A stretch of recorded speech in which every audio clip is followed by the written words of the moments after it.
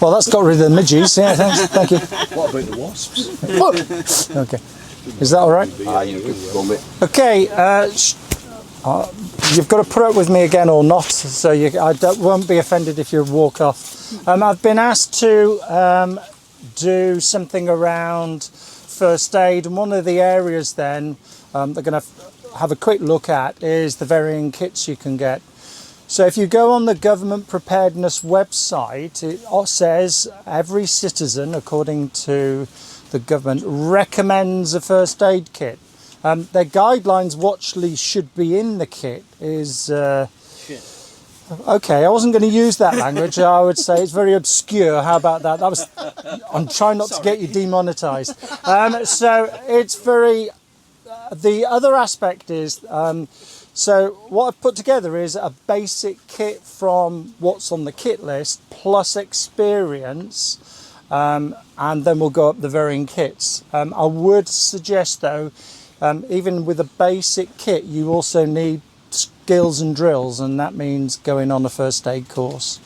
So if you're going to stick to what the government recommends, which is a basic first aid, an emergency first aid course would be appropriate. I'm a strong advocate, believe it or not, for the lock and lock boxes, the 4.5 to 5 litres. Why would they be suitable for a prepper? Well, they're airtight. If you live in a flooded area, they float, and nothing's going to contaminate them. The other aspect is if your family member is bleeding on the ground and you start to panic, you can go, where the heck is it? Oh, it's there, and you can then know where to go. So I think they're quite good. So if you open it up, it's got a, and I would suggest that if you're dealing with bleeds and stuff for a family, that's all you focus on. So you focus on a basic kit to deal with bleeds and minor injuries. I wouldn't advocate putting loads of medications in here, because you're then going through all your aspirin and your paracetamol to try and find something to deal with, you know, your child that's fallen off their bike and half their knees missing. So I would advocate for something like this. So the first thing off the bat should be a good set of shears to be able to cut off clothing, to then see what I'm then looking at. If they're anything like my kids as well, the other thing that you might need, or I would strongly suggest, is a good set of tweezers. The reason for tweezers is they're pulling stones out of their knees as they're falling off the bike and stuff. I did mention earlier that in weather like this, if you lie in the grass for too long, you'll have some friends. And one of the biggest friends that you're going to get here in the UK is ticks. So this particular tweezer also has a tick pick on the end. So you can then get it under the main body of the tick and then rotate and loosen it, and then they pop out. In some of the books it says put on mosquito repellent. I wouldn't strongly suggest that. It distresses the tick and then it vomits in the wound. It's not great. The other downside of ticks within the UK, you're going to get Lyme's disease. So that's what Ray Mears had, and it affected his health and all sorts of stuff. So fairly useful tools. The rest is fairly straightforward. It's always good to have a digital thermometer. One of the ways that you can always tell if somebody's ill is stick that in their mouth. What is the normal temperature range? So it should be between 36 and 37 degrees centigrade in the centre core mass. If it's much higher than that, they've got a virus or bacterial infection someplace. So that's always a good place to start. The rest is just dressings. I'm going to hand this out. This is something you keep in your house. I'm not saying that you need to run 3 miles down the road. It's something for the house. It's fairly simple. It's got triangular bandages and fairly the straightforward stuff in there to deal with most things. One of the pieces of kit that's not normally within a first aid kit, which I would highly recommend, certainly for family members who have a habit of falling over and grazing themselves, is a triple antibacterial ointment. It's very difficult to get in the UK, but you can just order it off eBay. I swear by this stuff, it's great. I've had my kids where it's gone possy and it's horrible. I put this on, it's cleaned it up, and there's been no problems. So all sorts out dermatitis and other stuff. So what's the brand on that? it's Neosporin. We've tried using all the brands you can have in the UK. Trust me, I do this as a living, so I'm a first aid instructor. So and they've never worked very well. So Germaline and all the other good stuff. So Neosporin, anything that's a triple antibiotic, antibacterial. So I'm going to pass this round. You can have a little look. It's pretty much a standard kit. It's got 3 large dressings, 6 medium dressings in there, and I tend to put. People go, oh, you can just cut things. When you're scared because it's your family member, you want something that says eye injury, eye bandage. You don't want to be going cutting to. Well, if you're great at coping at stress, great at coping at dealing with nails in your children's heads and all sorts of stuff, and you not miss a heartbeat, well, you cut away. If you know you're going to have a reaction, i.e. you're going to start getting scared, you want things that are simple. Read, eye, finger. Yeah, sorry to be so pedantic about it. Again, and I always advocate, so anything where they've got a sting, anything where they've got dirt, if the water's running and it's not shift, get the hand under the tap and just sluice it all out. I have put Burns dressings within this. I'm a great advocate for Burns dressings. But this is not the kit I would say, hey, this is the ideal kit for coming car camping, because you'll need a bit more than that, certainly if you're playing with sharp implements and tools and saws and axes. Yeah, you tend to lose arms and limbs and bleed a lot with axes. So I'll just leave that there. Okay. So that's a typical first aid kit within the house to deal with most things, low intensity, up to a maximum of what they would call a catastrophic bleed. So that's designed up to a maximum of 3 pint loss, 1.5 litres of blood. After that, you're in trauma care, and that's not going to cut it. You need something a bit bigger than that and more strength than that. Okay, so anybody got any questions? That's come straight off the website, and that's my interpretation. I've just arrived. I'm Phil. Hi, Phil. What's your name? I'm Roger, by the way. Rodger. Cool. Yeah. We're doing first aid, by the way. Yeah. Okay. Has anybody got any questions that's seen it? It's fairly straightforward. Hello. I've heard there's some negative side effects of using things like vodka to clean wounds because the alcohol can dry out skin and stuff like so, that. You'll get so alcohol is not a great element to do that. Again, great because alcohol. So, the moment you're starting to use vodka hand sanitizer, it's 80% either pure alcohol or pure ethanol. So that's a drying agent. It's great if you want to dry out the wound.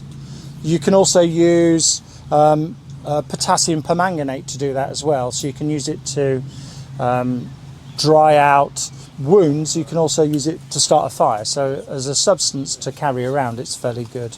The reason I mention that chemical is because I keep it in my secondary first aid kit. It's not normally something. So we're talking, I've got to deal with something, everything's still in place. I ring for the ambulance, depend upon where I live.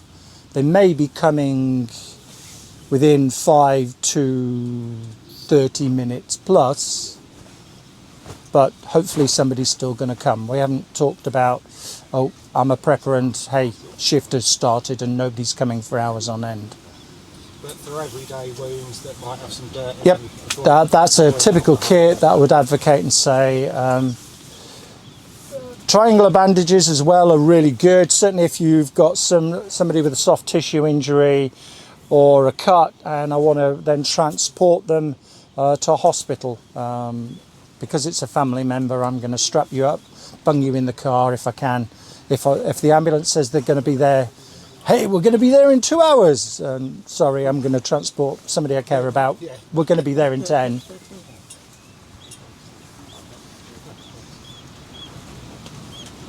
Okay, we all reasonably happy on that, so it's a low level.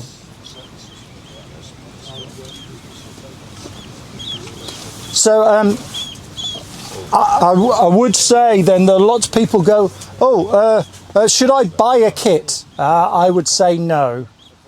What you get then is when you buy a company kit, you get profit margins, and so some of the products are not so great.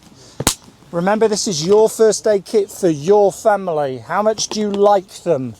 If you want to be cheap and Chinese and don't care about them much, just buy an old rubbish. If you actually want to care about them, construct and make your own. You can just buy stuff. It's a bandage after all. Yeah.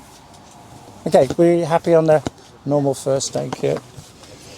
So we then start getting into the realms of, certainly if you've watched YouTube, the Americans, where they go, I've got an IFAK. So IFAK, individual first aid kit. It's a concept that came into the military years ago. So an IFAK is an individual first aid kit meant for the individual who's injured to do self-aid. I'm crusty and old school. So people look at my jacket and go, where's your IFAK? It's on me. Where is it? It's in my arm pockets. So tourniquet might help, certainly if you've slipped with the axe and chopped half your hand off.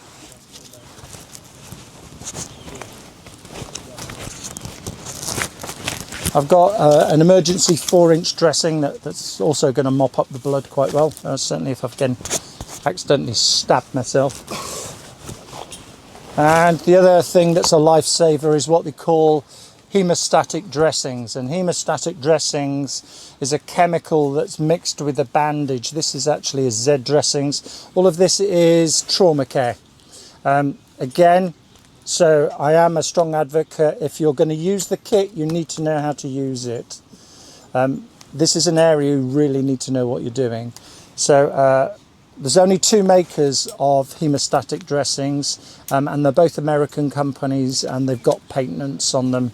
That's Quick Clock and Celox. They're brilliant. These are all military grade stuff. So, and I have each of those in each areas. Why? Because if it goes horribly wrong and I decide to go berserk with the axe and I chop both my legs off, I may need 2 tourniquets. So I've got 1 for each arm. Okay, so I'm old school. I haven't got an IFAK that I keep on my belt, or my war belt, as some of our American colleagues would say. It tends to go in on the arms. So. The other advantage is that I know exactly where it is. And yes, hey, that's why he's got big arms. So people go, oh, well, you're not much of a grey man in shift. Well, if we have to bug out shift, well, that societal breakdown, good luck. Nobody will care what jacket you're wearing or whatever. They really won't. I have stayed away from camouflage, you may have noticed. It's one colour or multiple colours. So, oh, great. Okay. Do you want to... Thank you, Johnny. So why is that? Because if you're wearing camouflage of any description and you're in a shift situation, if you're wearing military gear and people are not scared of the government or whatever, they'll go, hey, you're wearing military gear, help me out. And they put pressure on you. Whereas I just look like a strange weirdo with multiple colours on a jacket. Not far wrong, tramp, yeah. But then the people aren't going to expect a great deal from me. If I'm wearing camouflage, they tend to have that. I have been in situations, you're in uniform, people expect you to do all sorts of stuff. I've got to look after my family. It's, yeah, I'm not part of that world anymore. Okay, so, hey. And it does break up the outline, so, hey. So, yep, I'm an advocate for having your first aid kit or any gear on you. This is what I would were advocating for before. It's called First Line. So IFAC, what's in a normal IFAC? So if you have a battle belt or whatever, the first thing you want to have access to is your trauma scissors. Why? Because if you've got an injury, I need to see where it is. If the clothing's in the way, it's coming off. I haven't got a great, I have dealt with RTAs before, and does anybody ride a bike with their leathers and stuff? You are your world's worst people if you get injured. You're hopping all over the place as the medics tries to get to you, going, "Don't cut me leathers!" And you're trying to pull your leathers off, and you've got a broken leg or half your femur's sticking out. So, yeah, so a good set of shears is always good. And again, it's a similar. So it has compressant gauze, it has Celox. In trauma kits like this, they also have not only a tourniquet, but they have a chest seal for a sucking chest wound.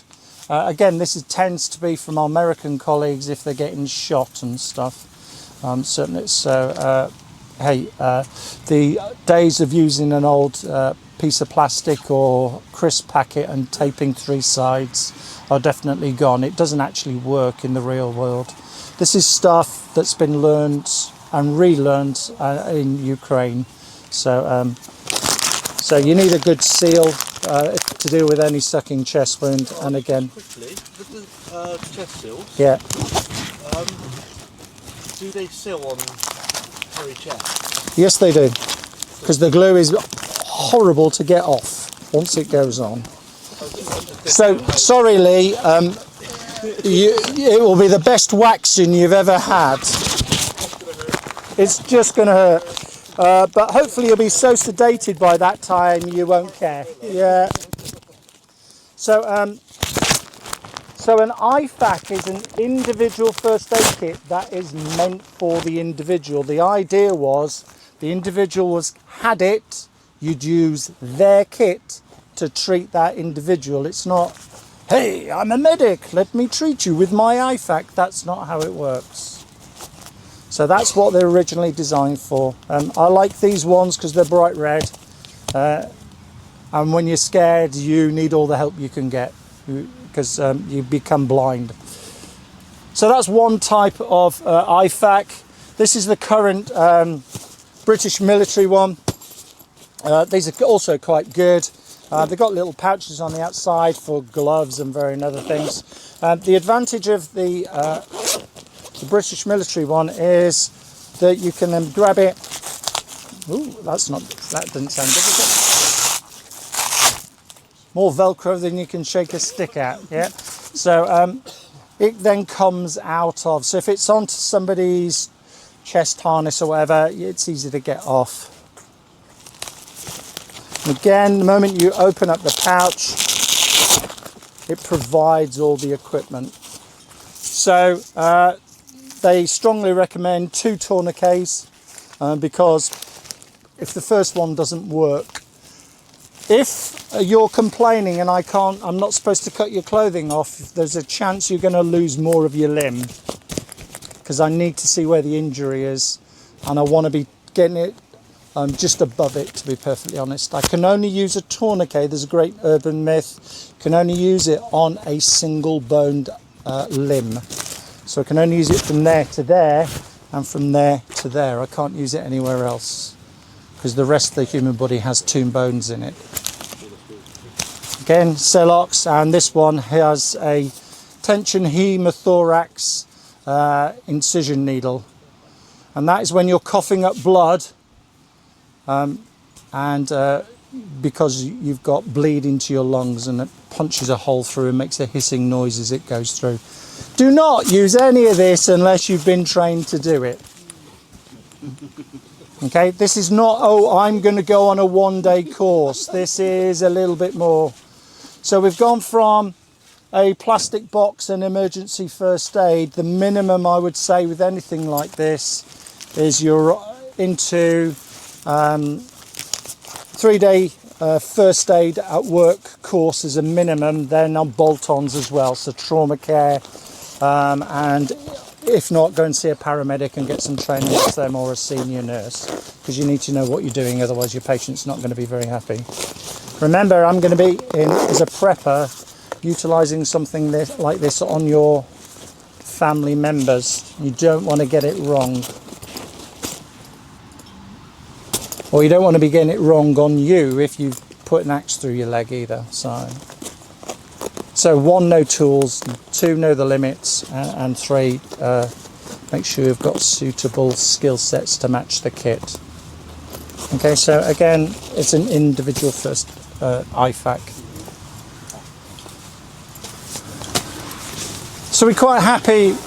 I did promise, because I did the bug out bag, I said, oh, I'll introduce you to what's in my secondary kit. So no, I haven't got an IFAK, and my trauma gear is on my shoulders, and then this normally sits in a pair of my family, 1 person between 2, and this is more, I would call this a human maintenance kit. It's all in a waterproof bag. The other advantage is if I find more stuff when I'm foraging, yeah, I can just then expand the bag and it's still all waterproof. I then need a bit of organising, so open it up. So again, things that are quite useful, small set of shears, and they also act as my pet repair kit scissors for my housewife and all the other things, so my repair kit. Again, I've got the tick pick and various other things. Neosporin. And something unusual is that, because this is a shift type maintenance kit, I've got potassium permanganate.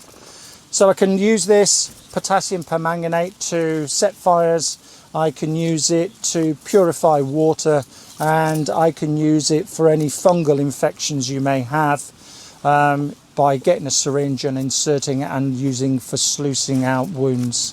So again, I need to know what colour it is, because the varying colour depends upon the strength in it. So it should be a light pink colour. Again, so if you don't know, research it and find out, so it's quite useful. I have lipo tape, and lipo tape is the most gluiest tape you've ever come across. Lipo tape is not for any part, it's mainly for your feet. So if you've got blisters, hot spots, this sticks. No matter how sweaty your feet are, trust me, it will stick. For days. For days and days. So it's, you know, when we were talking about moving with your bug out, lipo tape's a good piece of kit to have in your maintenance kit. Okay. I've then got soft tissue injuries, and then the other one is I've got hypercortisone cream. So if there's a running joke in our family between what I call hard fruits or bitter fruits and soft fruits. I'm not one of the soft fruits, by the way. What does that mean? It means that mosquitoes bite me and usually spit out my blood and then promptly die. My good lady wife and some of my family members, they love with a passion and just eat for breakfast and every meal. This stops the itching, it stops the swelling, so it's for insect bites and eczema and other, so it's again a useful piece of cream. The rest are some soft bandages, and these are for soft tissue injuries to compress the muscles so I can keep walking. Okay, so that's mainly the soft tissue side of things. On the other side is two main bags really.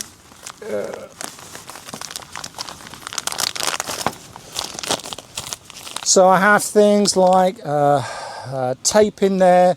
I have small syringes, that's to suck pus out, and sorry to be so gross, and blisters. I've also then got wound closures. I've got some wound dressings, and I've also got some gloves in there. Okay, so for dealing with another individual, sorting their feet out, keeping them moving, sorting any problems out. The last package is the drugs package. Doesn't mean I'm a drug dealer. It means that of what we described earlier. So you may have eaten something that doesn't quite agree. It's very difficult to run away when things are coming out the body. So you might need some Imodium to block it. Likewise, you may have a headache, you may be constipated, so this is the drug component for that. So this is where I would also recommend that you put any, if you had any prescribed drugs. So if you get regular infections, this is where I would suggest that you put your antibiotics and stuff. It's in a special bag, it's watertight, and these bags the Navy SEALs use to transport their drugs, and they get thrown off ship or whatever, or dive out of helicopters into the sea and then swim ashore, and these are designed not to go pop. Okay, so has anybody got any questions on the maintenance kit, first aid maintenance kit? It's an area that people forget the most, to be honest. We focus very much on hey, I've got an axe wound, but hopefully it never comes to that. It's more like, oh, I've got a blister, how am I going to keep walking? Or, oh, what's that moving? Oh, okay, it moves all by itself. Oh, I've got a tick where I don't want it. This is where you find out where family loyalty is. Okay. Who really, really loves me. Yeah. And, oh, where's that leech come from? Yeah. Okay. So that's the maintenance kit. So to go camping, if you're traveling a lot, I would advocate something a bit more robust. This is what I call my medic kit. So if I stop for a road traffic accident, or I'm out with friends and we're practicing doing what we're doing out in the woods and cutting up wood and whatever. And can you do it before I start drinking, please, if you're going to cut half your hand off? So this is what a medic kit I normally have. The other advantage is you'll discover it's made for the British military personal load carrying equipment Bergen, so I can strap it onto the side as well. It's quite it's split into 3 key areas. Cheers, Brian. No worries. Think to me. So when I open it up, the first thing that pops up is minor injury side of things. So how bad is it? I've then got my gloves, I've got my alcohol wipes, I've then got my, these are iodine in a capsule in a bud. That's quite useful for cleaning out holes in people. Maybe thinking about, hey, have you got a viral infection, because I've never met you before, so do I need to be wearing a face covering? Gloves, I do have alcohol wipes and also non-alcohol wipes in there, and I have major finger dressings as well, and these are like huge plasters. Why? Because if you chop half your finger off and we still have to move, you'll find that every movement moves that plaster away. So the longer the strip is, the better it is. You can try and cut it, but when you're a bit nervous, certainly if it's somebody you care about or a friend, it's much easier to grab one of these and just open it up. Okay, so that sits on that side.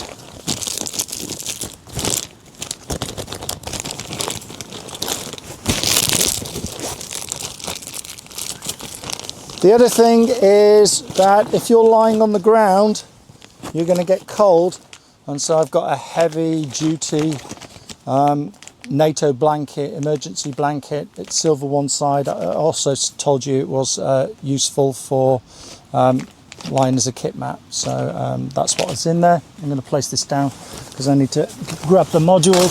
Oh. I have a SAM splint. These are useful, so if you're involved in a road traffic accident and you've got whiplash, and I'm not sure whether you've got damage to your vertebra, I'm going to wrap this around your neck and mould it in place. It can also act as a splint, so these are quite good. All the equipment I'm showing you, you can just buy. So SAM splints are about £10. If somebody's going, I want 20 quid for it, you're getting ripped off. So, do you want to pass that around?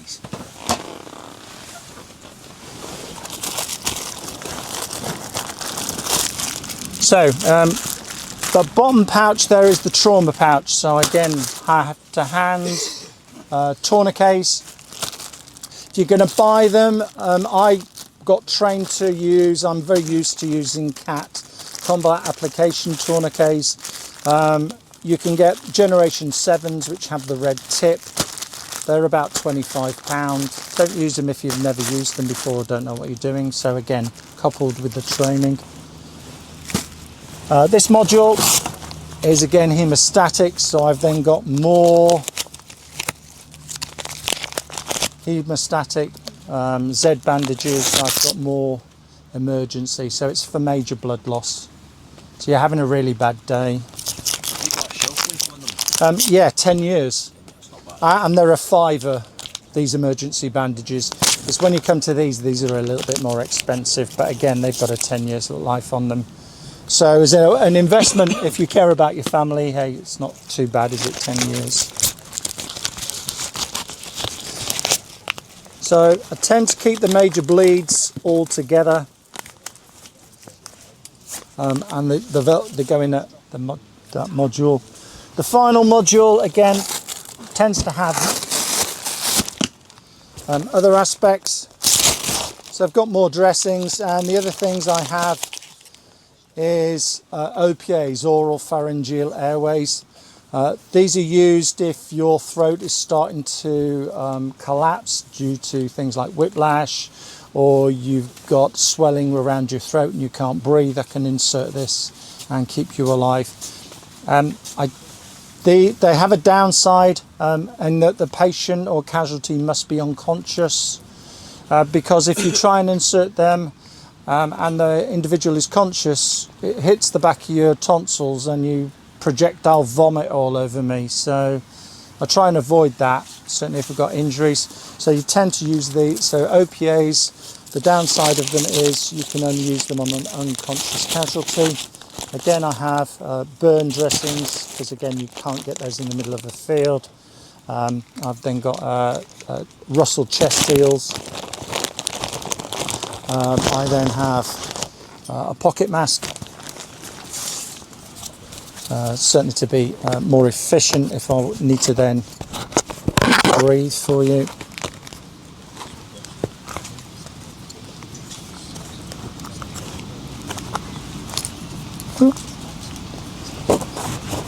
There we go.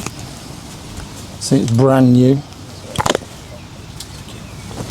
So if you look in your first aid kits you have a work, they tend to have the disposable seals that you put on people's faces. They're cheap and cheerful. The reason that's a silicone seal, the other aspect is that if people are sick in them, you can scoop the peas and carrots out and then just put them back on. If people vomit into the normal disposables, it blocks it, and therefore you can't use it.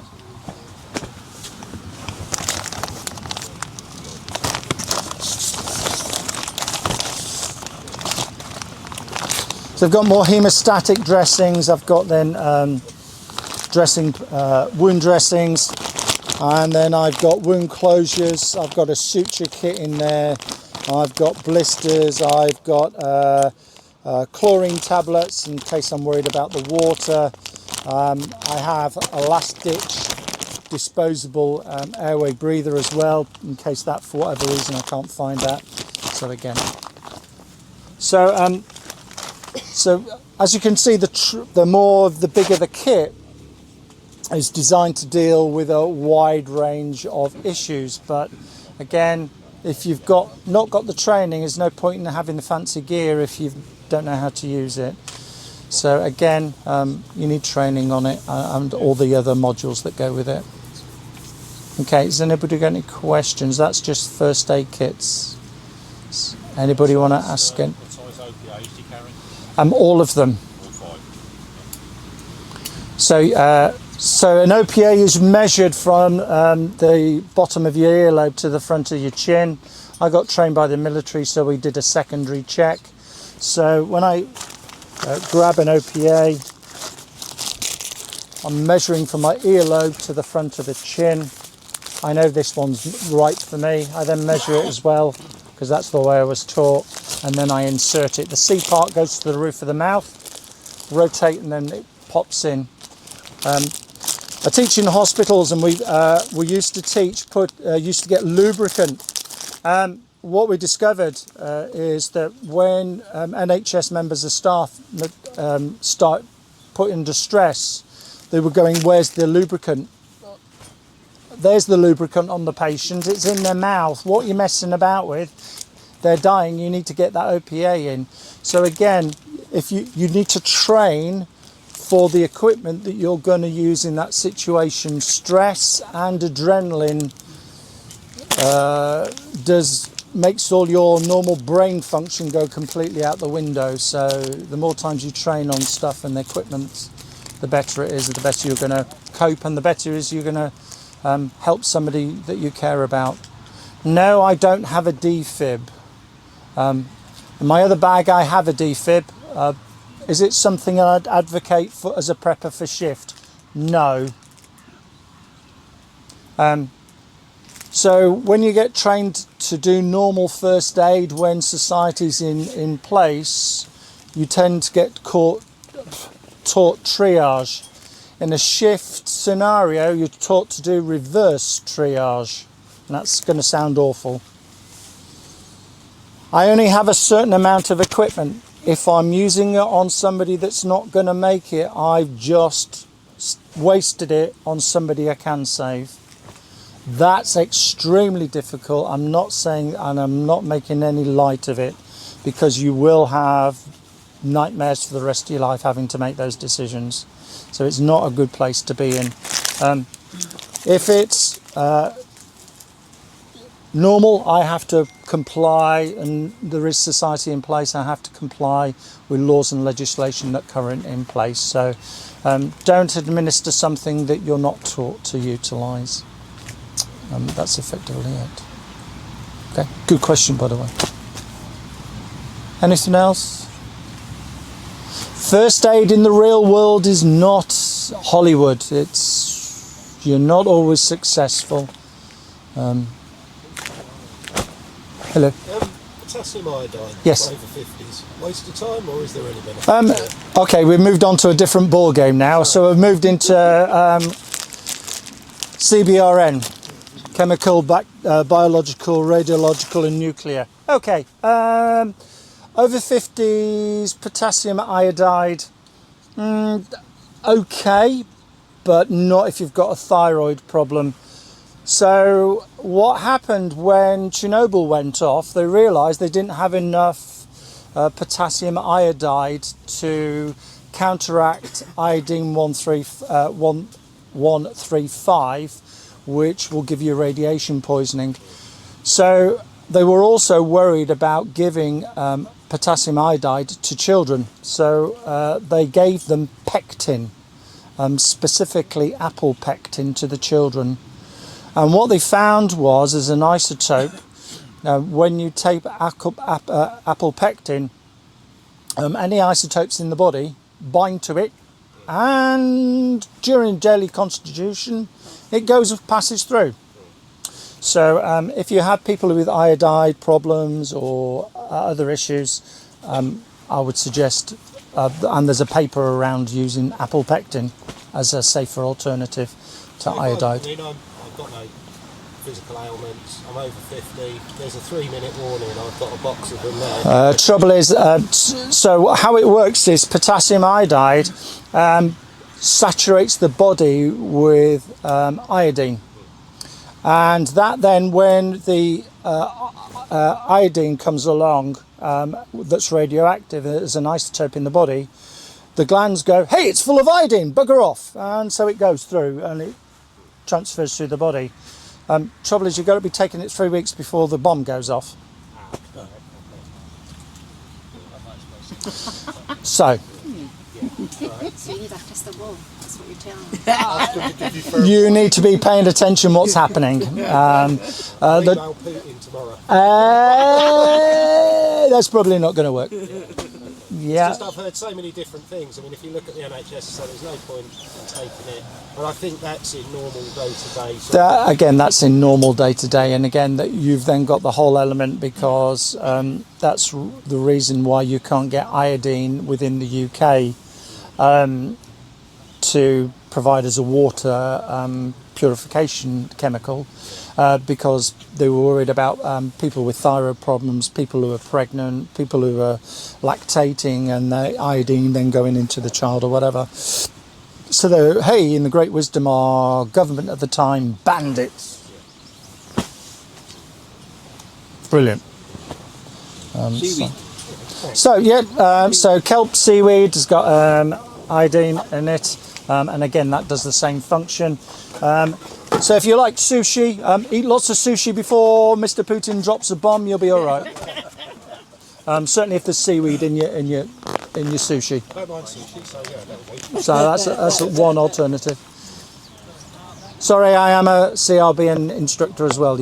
I'm not just gobbing off. So I used to teach it in the military. Yeah, there's so much conflicting information out there. Yeah, that's the difficulty. Unfortunately, people watch too many movies and they go, "Oh, it's going to be horrible." So I got involved in a chat and somebody was going, I need a Geiger counter. And I said, that's great. A Geiger counter will detect gamma radiation, but if we have a ground burst, have you got a respirator? Because you need to stop fallout entering your body. And the answer was no, I just want a Geiger counter, which lost me totally. And then I just went, I want to know I'm going to die. okay, great. Early warning. And then you get, certainly on the forums, you get other preppers going, well, I don't want to live at the end of it. Well, okay, that's your choice, but why ask a question on there if your response is, hey, I don't want to live? Well, okay. Doesn't help anybody. So, okay. Number one rule, don't die. It's pretty much in the survival, isn't it? And all our ancestors went through it. Don't die, pass on your genes. That's the way it works. That's human race. Okay. Does anybody any questions? Yes, I am a bit of a know-it-all. I've got a few qualifications. I teach for a living. I do varying bits and pieces. So I'm around. Hopefully I won't be too drunk by the end of the night and we'll have a chat. If you want to ask me about something, if I know you, I'm very honest. If I know something, I will tell you. If I don't know though, honestly, I haven't a clue. Go and speak to Brian. He knows all about solar. I just about keep up. So I am fairly honest. If I know, I'll tell you, and if I don't, I don't. Okay, we all happy? Reasonably happy? And I'm within the hour. I'm prepared for anything, come rain or shine. From the sea